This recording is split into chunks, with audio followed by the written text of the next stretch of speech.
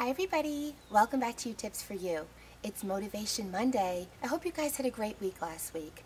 Just want to tell you how much I appreciate all of the comments and messages that I get from you about how my motivation videos have helped you for your goals, helped you stay on track, and it provided you with that little boost that you needed each week to keep going forward. And I read every one of your comments and your messages, and I just want you to know how happy I am that I'm making a difference and helping you guys.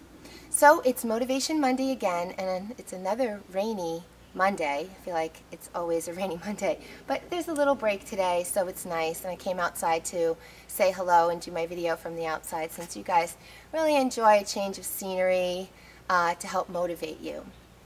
And this week's motivation boost, what I want to talk to you about and give you some food for thought and send you off into the week with, is to talk about budgeting and planning your finances. It's all something that we can do, and we can do better depending on where you are in your life, and this is something for all age groups.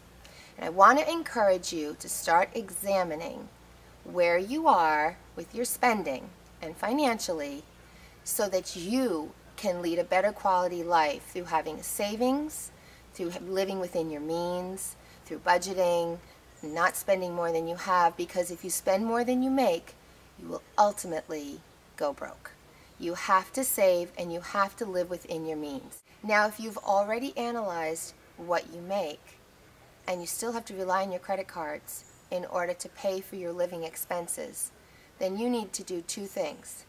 Either you need to boost your income or you need to cut your spending, because living on credit cards is only going to lead to more and more debt, and in the short term you're going to be able to afford it, and in the long term it's going to collapse on you. So what can we do? Well, the first thing we're going to do is we're going to accept that it takes time. It takes time for you to live a certain way that you're not used to. So if you've been living outside of your means and spending more than you make, you need to now examine what it is that you're making, what your bills are that you have to pay each month. Then you have to see, can you cover all of those bills each month? And if you can, you're doing fine to start. But this is all going to be done without the credit card in mind. So in other words, what's your net cash you take home after taxes? What are your living expenses, the required things to live every month, the important things, food, rent, things like that. If you have money left over that you don't have earmarked for something, that is going to be saved, and a little portion of it you can spend on entertainment or whatever. If you have nothing left over, that's when you have to make some changes. You have to, like I said, either boost your income or reduce your spending. It's the only way that you're going to get in charge of your life. And the only way you're really going to make yourself reach your goals, whether they're diet or exercise or anything else, is to be able to be a whole person in all aspects of life, and that includes your financial status. You want to make sure that you feel comfortable and not stressed out about where you are financially, because how can you focus on so many other things when you are inundated by debt and credit and worrying every day about making ends meet? So let's address that. I want you to make a budget this week. I want you to look at all of the money that you have coming in, and this is for anybody who has just a summer job, or if you're a teenager and you have an allowance, what do you have coming in?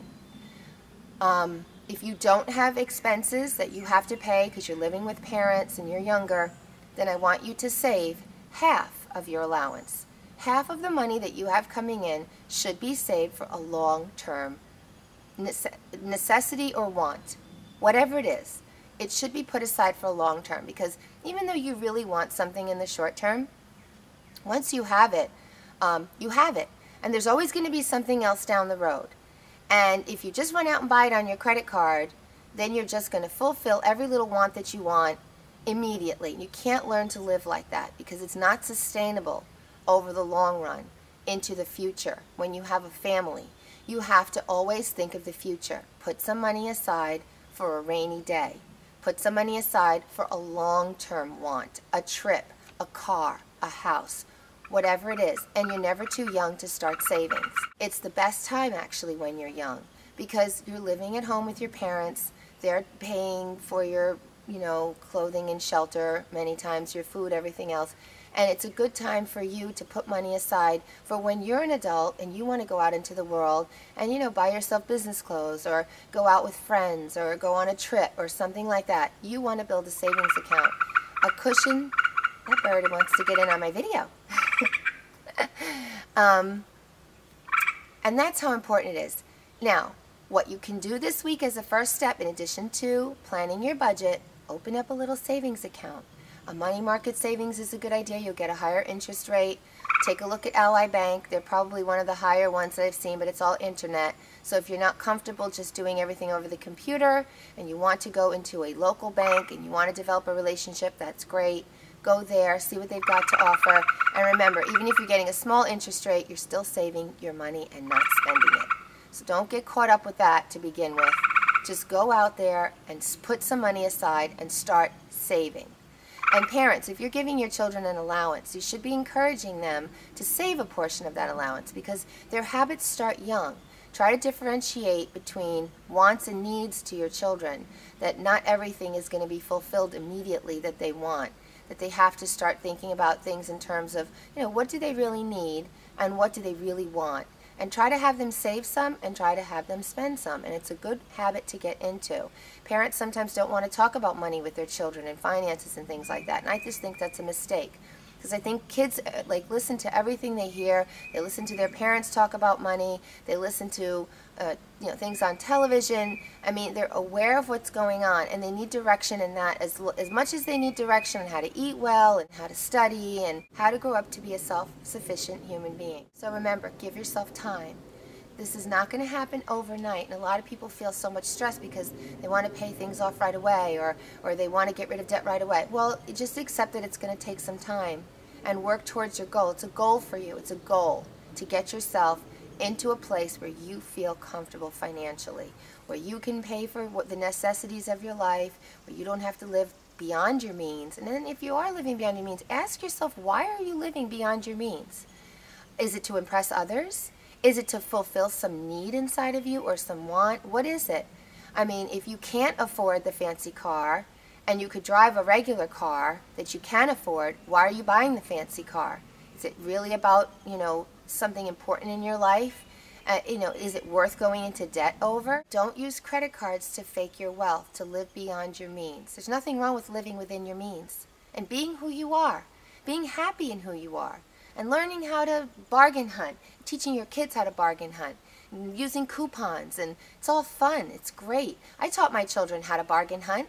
I taught them how to look for the sale racks first when they go into a store and see if there's anything there that you like. And if you don't like anything on the sales rack, then just look around the store, see if there's something that you first need in your wardrobe, color perhaps that you don't have, or something that works into your outfit. And then, if you're looking to treat yourself and you want to just buy something terrific to make yourself feel good, that's okay as long as you have the money to do it. And it's not going to make you struggle all month to make ends meet, because then it's not worth it. And some things are so pretty and you just feel like you really want to have them, but they're so expensive that you say, gee, it's not worth it. It's okay, pass it up. I do it all the time. I see a cute top and I'm just like, oh my God, it's so cute. But then I'm like, I'm not going to pay $50 for that. I really don't want to. I don't think it's worth $50. Something else might be, that one particularly not. It's weighing. It always goes on in your mind when you look at something. Wait. Lots of stuff goes on sale in about 3 weeks after it comes out in the store for the new season. So just learn to wait. I do that too. I've taught my children to do that. You'd be surprised how interested kids are in prices and what they spend when they're using their own money. When it's your money, it's a whole different thing. But when it's their money, then they're going to look for ways to save it and to buy it less expensive and to not spend so much money when they're out with friends, going out to eat or the diner or whatever, because they're using their own money and not yours. So the fastest way to get your children to understand the concept of saving and spending is to have them use their own money, especially for entertainment purposes. That's the best place to start.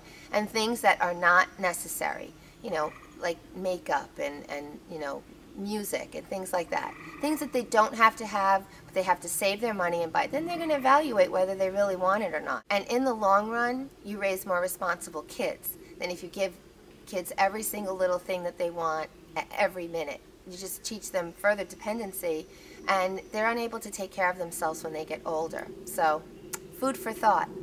So I'd like to leave you all with a favorite thing that I have, and think of your favorite thing to lift your spirits when you need it. And in the spirit of the rainy day, I want to say that I love a summer rainy day. I love when it's warm, but it's rainy. It gives me a chance to be inside because, you know, as the summer is so lovely and it takes you outside, there's sometimes it's really fun to just be inside, catch up on your reading, stuff you have to do on the computer, cooking, things like that. It's a great time to just curl up and spend some indoor time. And look at that, as I'm talking about it, the sun is peeking through.